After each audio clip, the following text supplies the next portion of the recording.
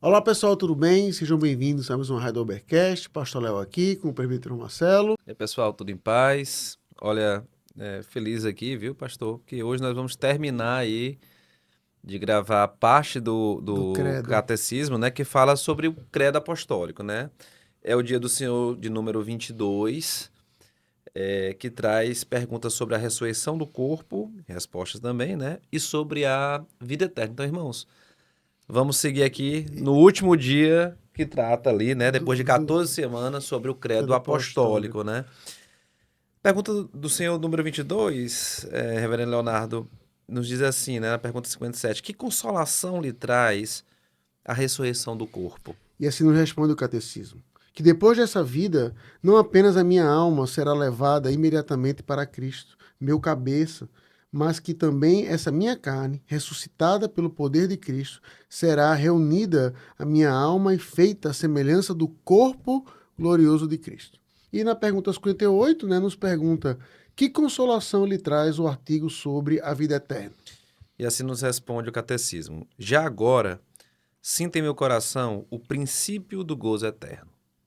Pois depois desta vida obterei a perfeita bem-aventurança que o olho jamais viu, nem o ouvido ouviu, nem o coração humano pode conceber. Só um pouquinho.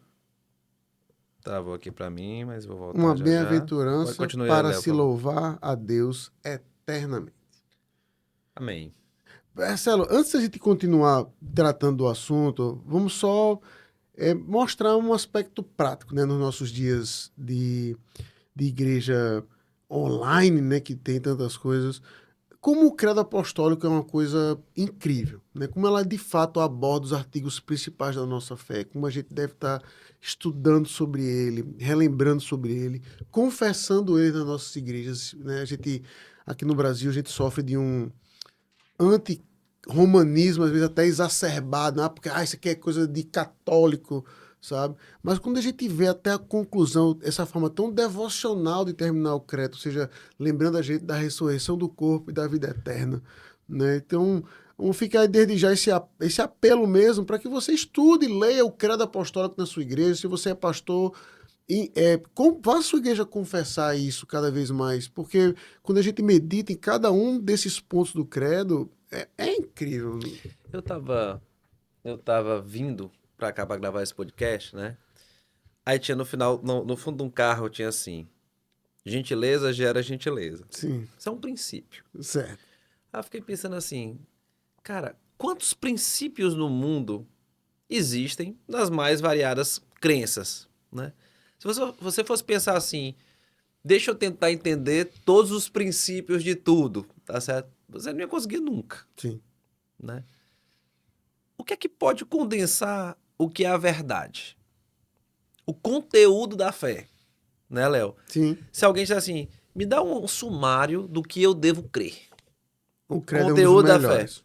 credo dos apóstolos, Para não né? dizer o melhor, na verdade. Então, assim, o que você colocou é extremamente importante, né? Às vezes a gente escuta tantos conceitos, tantas frases, tantas teorias, tantas visões do que pode ser a verdade. A gente sabe que a Bíblia é a verdade, é isso que a gente professa. Mas como sumarizar esse conjunto de verdades? O Sim, credo apostólico é excepcional para com isso. certeza. Tanto pelo seu aspecto prático, pelo seu aspecto trinitariano, como nós falamos aqui tantas vezes, né? Pela maneira que ele desenrola os assuntos e pela maneira como ele termina. Exato. Porque é incrível, né? E o Catecismo de Heidelberg ele traz pra gente esse conceito quando ele pergunta que consolação traz para você Sim. professar, creio na ressurreição do corpo.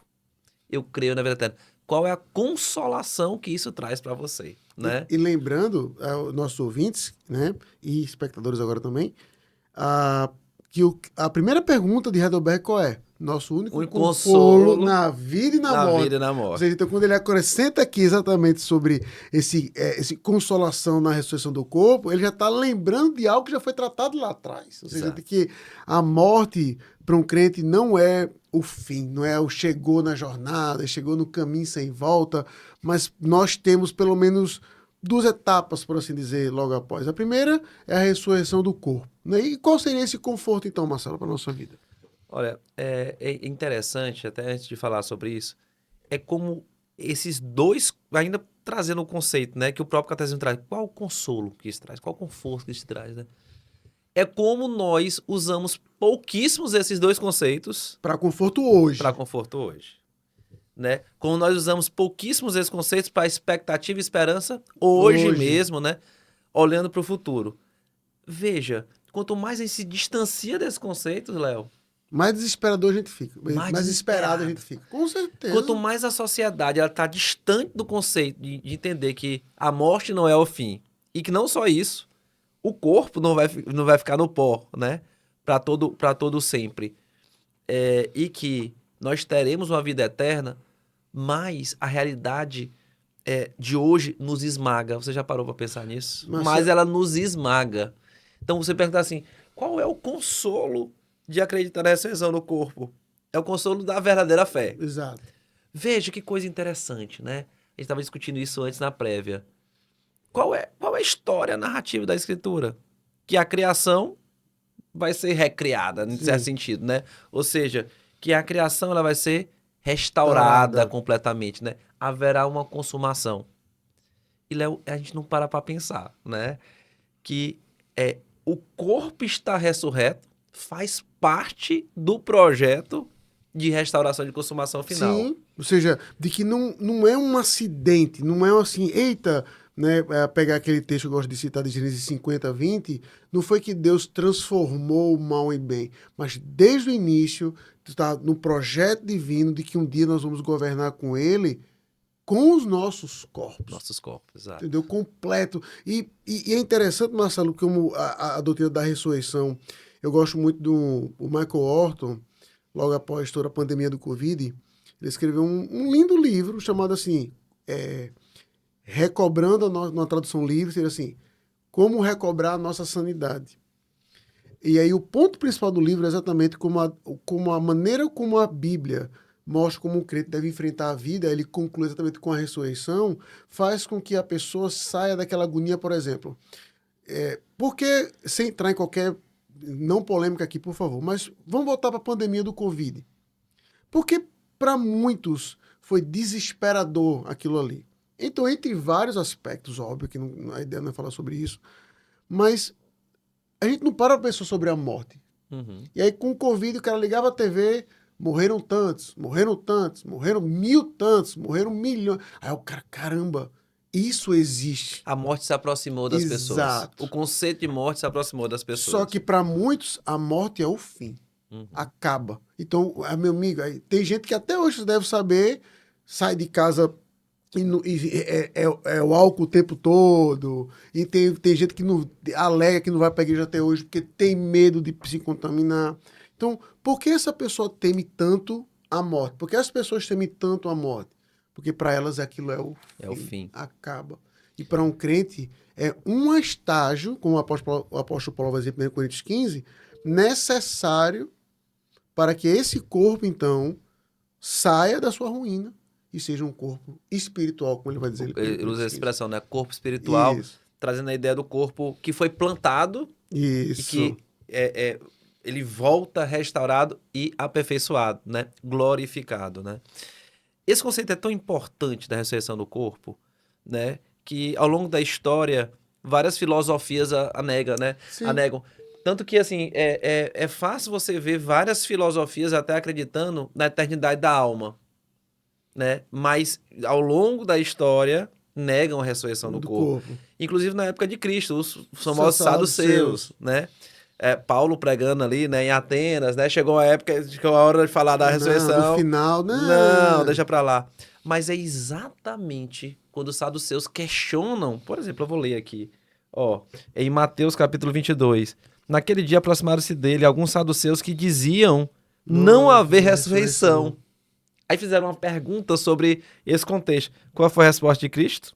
Eu não sou Deus de vivos, mas de mortos. Ele já colocou, mas assim, olha, errais, não conhecendo as escrituras e nem o poder de Deus, né? Então é aqui que, exatamente sobre esse tema, que Cristo traz esse ponto, né? Olha, vocês não creem na ressurreição?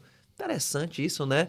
José pediu, por exemplo, né, para ter o seu corpo enterrado né, junto com seus familiares, nessa esperança. Exato. O conceito de cemitério, a gente estava conversando em off aqui, foi até um conceito desenvolvido pelos cristãos. A própria palavra cemitério em grego denota a ideia de dormitório. Ou seja, e é até bom a gente entrar nesse aspecto, porque quando a gente fala sobre isso, a gente lembra de uma coisa até óbvia, que Deus é o Senhor dos nossos corpos hoje também. Né? Ou seja, a gente, como cristão, a gente costuma super enfatizar o aspecto da salvação da alma. E a ressurreição não é nem um lembrete, é a perspectiva para a gente A restauração completa. completa. Não é somente a alma. Deus não está interessado só numa parte do Marcelo. E é um lembrete para a gente de que, como não tem separar, eu sou alguém completo. Ou seja, eu amar o meu corpo, né? É eu amar. Com isso, não estou falando aquele pensamento de positividade do corpo, entendeu? Não. É mais uma ideia assim, de que eu amar o meu corpo, eu aceitar como eu sou nesse aspecto, é eu amar a criação de um Deus que fez todas as coisas. Sabe? Então a ressurreição nos lembra dessa perspectiva de que um dia será completo tudo aquilo que o pecado estragou. O catecismo, ele traz, no início, ele diz assim, né? Que depois desta vida, não apenas a minha alma será levada imediatamente para Cristo, né? Então, há ali, a gente, na nossa morte, até antes da vinda de Cristo, a ressurreição do corpo, há um momento ali de transição, em que, inclusive, o gozo não será enorme, nós já estaremos na presença do nosso Salvador, mas ainda não será pleno quando estivermos no nosso corpo, novos céus, a nova terra, né? Existe essa perspectiva. Mas a gente também estava conversando sobre isso, né? Pro nosso telespectador, nosso ouvinte aqui, nosso espectador e nosso ouvinte aqui, né? Entender. Há esse aspecto de que a alma vai instantaneamente, o catecismo traz esse conceito também meio que batendo no conceito ali católico, de purgatório, sono da alma, né? Ou seja, a nossa alma vai imediatamente, né, para a presença do nosso Salvador. Cristo lá na cruz vai dizer o quê? Hoje estarás comigo no paraíso, né? Paulo, ele traz de uma maneira até bem interessante, né? Por exemplo, em Filipenses, ele vai dizer que o desejo dele era até isso, né? Que ele pudesse estar com Cristo, né? Morrer e estar com Cristo. Ou seja, a perspectiva dele é infinitamente melhor.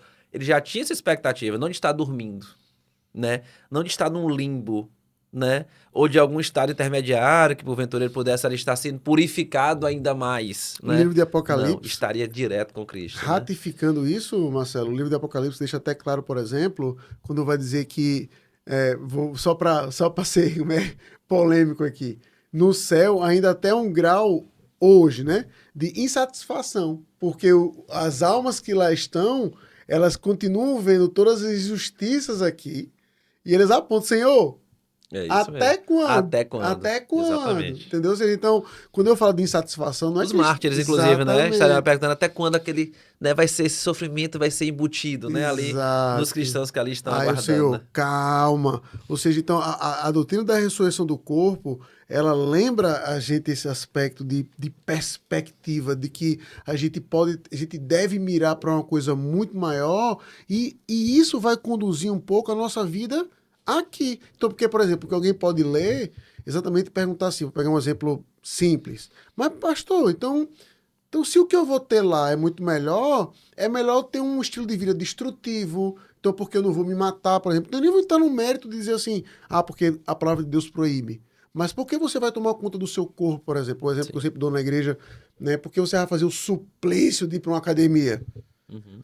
Não é apenas porque você quer ter um corpo bom e uma boa saúde, mas porque é uma maneira de você estar santificando um corpo que Deus lhe deu e que um dia, à luz daquilo que ele fez, né, e sendo ressuscitado por Deus o Pai e a Jesus Cristo como foi, e nós teremos também um dia, vamos aproveitar ainda mais esse corpo. Então, lembrei de que não é o fim aqui. Isso é fantástico, né?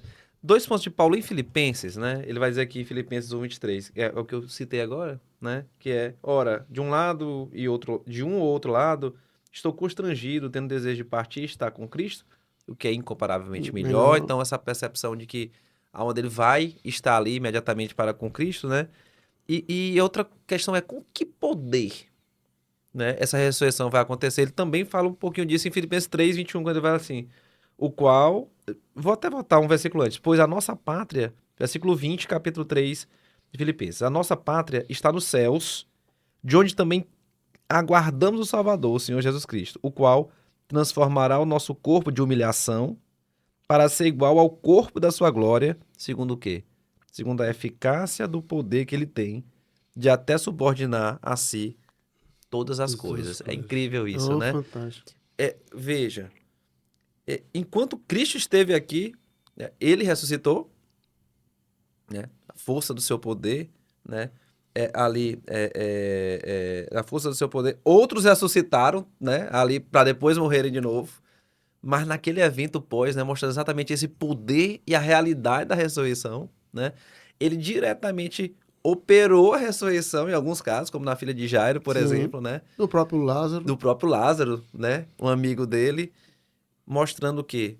Que esse poder ele executará, né, para com todos, absolutamente todos, uns para juízo Isso, outros para salvação. e outros para o eterno gozo, né? Sim. A vida eterna, que é o segundo ponto. Aqui, olha, se a gente for falar de ressurreição. Mas veja, Marcelo, antes da gente seguir para a vida eterna, eu só queria mostrar até um aspecto prático mesmo, e isso já aconteceu com muitos de nós, né? Mas até trazer para uma maneira perto. Esse texto dos saduceus que você citou, ele foi o texto que eu tive o privilégio de pregar no ofício fúnebre do meu pai. E aí eu sempre volto e me reflito nisso. Tem uma música que eu até já pedi para a equipe de música da nossa igreja gravar, para eu ficar ouvindo, porque nenhuma versão do Spotify é legal, que é Porque Ele Vive. Foi a mesma música que eu cantei, a gente cantou no funeral do meu pai. Então, só que é interessante, a gente está diante de ou seja, a cena é a dureza da morte. Ou seja, tem um corpo lá na frente, né? Tá todo mundo chorando porque perdeu um marido, um pai, um amigo, um irmão, mas a gente, enquanto igreja, está celebrando o quê? Um Cristo que vive e nós viveremos com ele também, sabe? Ou seja, a gente não para ver um pouco a beleza dessa cena que a ressurreição nos dá como esperança. De ali, você está triste pela perda do meu caso, por exemplo, de um pai, mas assim, rapaz, a minha esperança está em quê? Num Cristo que está vivo, que um dia vai ressuscitar o meu pai, que morreu no Senhor, e um dia vai me ressuscitar e eu estarei com ele eternamente. Ou seja, eu vou passar mais tempo com meu pai na glória do que os seus 56 anos de vida que ele teve pelo poder da ressurreição de Cristo. Então, quando a gente para pensar nisso, então isso me dá o conforto hoje, para que eu não fique deprimido. Ou seja, dia volta e meia eu me entristeço pensando na morte do meu pai? Sim. Mas a ressurreição me faz lembrar o quê? Não. Vou passar mais tempo com ele, muito mais tempo com ele ainda, sabe? Com o seu Ezequiel e com todos os santos da igreja que a gente não conhece. Então, isso anima um crente para, no meio das suas lutas... Vamos poder abraçá-los. Exato. Vê-los, cheirá-los, entendeu? Com o corpo. E sem os malefícios de não vai ter bafo, não vai ter... Incorruptível. Exato. Sem os males. Não vai ter falta de desodorante, entendeu? Então, ou seja... Rapaz, é de fato uma cena que, se a gente for falando muito, a gente vai acabar chorando, porque é emocionante sobre isso mesmo. É demais. E isso mostra, muitas vezes, a fraqueza das nossas meditações. Quanto tempo a gente gasta pensando sobre isso, né? Até quando a gente fala sobre sofrimento, a gente traz tudo para o campo de cá. E é só ir pro agora. Pro agora, né? Enquanto toda a perspectiva do trabalho e sofrimento na Bíblia, Pedro trabalha dessa maneira tão forte, o próprio Paulo trabalha dessa maneira tão forte, é o quê? Olha... não há de ser comparado com a glória de ser revelada a nós, né? A glória de ser revelada a nós. Isso é incrível. A perspectiva de que eles seriam completamente restaurados, como nós seremos, e da vida eterna, né, Léo? Sim. E isso, o catecismo diz aqui, né? Esse gozo de enxergar isso pode ser experimentado agora. Até porque, ó, veja como é que ele diz isso. Deixa eu repetir aqui para os nossos irmãos e nossos amigos que nos assistem. Já agora sinto em meu coração o princípio do gozo eterno, né? Ou seja, quando nós somos já transformados, né, à imagem de Cristo, quando Deus já opera em nós, quando essa esperança se torna real aos nossos olhos, pela verdade do Evangelho, esse gozo, ele pode ser agora sentido. Embora, eu gosto muito de um comentário tanto do Tim Chester lá, né, quanto o Kevin DeYoung, que ele vai trabalhando nessa parte, né? Muitas vezes o que a gente tem aqui, momentos de extrema alegria, dessa antecipação de gozo eterno, misturado com sofrimento, né? Sim. De bons sorrisos misturados com dor e tristezas, né? Mas essa expectativa do gozo eterno é de que logo, logo, nada disso vai estar misturado. Sem dor, sem luto, né? É interessante que ele até coloca assim, né? Eu gostaria de citar aqui para os nossos amigos e irmãos, né? Ele vai dizer assim, como é impressionante e como vale perseverar quando a gente olha a imagem do que será esta vida Sim. eterna lá, né? Ele vai colocar, é falar de recompensa, de herança, de bênção, de governo, de festa, de segurança, sem dor, sem luto, sem luta e sem medo. Um grande jardim, uma cidade bonita, rua de ouro, mar de cristal. Uma festa de casamento, né? A adoração incessante. Melhor do que a sua melhor comida, bebida Sim. favorita, melhor do que sorrir com seus amigos, melhor do que ver sua noiva entrando na festa do seu casamento, né? E ele vai colocar que isso é exatamente o oposto, né? Das expectativas que nós temos aqui hoje, de lutar com os nossos sofrimentos, nossas dores, né? Ou seja, a gente tenta trazer tanto para o agora as nossas soluções, né? E perde a perspectiva do que nós já temos em Cristo, que já foi conquistado por Ele. A Tem, vida eterna, né, Léo? tem um livro que eu li há pouco tempo. Não sei se tu leu, mas é aquele Lamento, Regozijando no Lamento, do Todd Billings. Aí tem uma frase, a frase mais marcou nesse livro todo. Eu tava procurando aqui, aí eu disse, vou ver se eu acho a frase. Aí depois que eu fui perceber que aqui, meu livro tá todo marcado. Eu não consegui encontrar essa frase. Mas o espírito da frase é mais ou menos assim.